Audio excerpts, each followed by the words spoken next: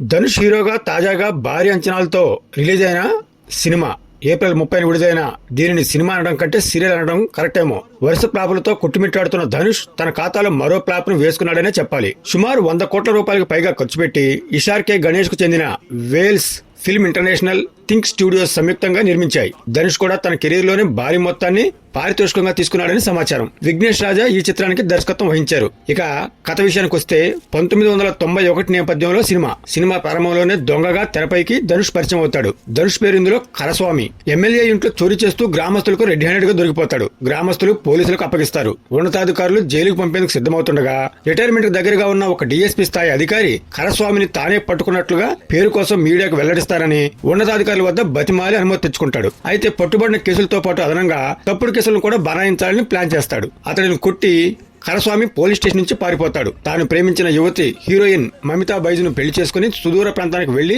హోటల్లో పనిచేస్తుంటారు. మళ్లీ దొంగతనాలు చేయనని ఒట్టి పెట్టుకుంటాడు. సొంతంగా వ్యాపారం చేసుకోవాలని సొంతూరులో ఉన్న ఆస్తి పత్రాల కోసం కరస్వామి సొంతూరుకు వస్తాడు. ఆ నేపథ్యంలోనే తండ్రి మృతి చెందుతాడు.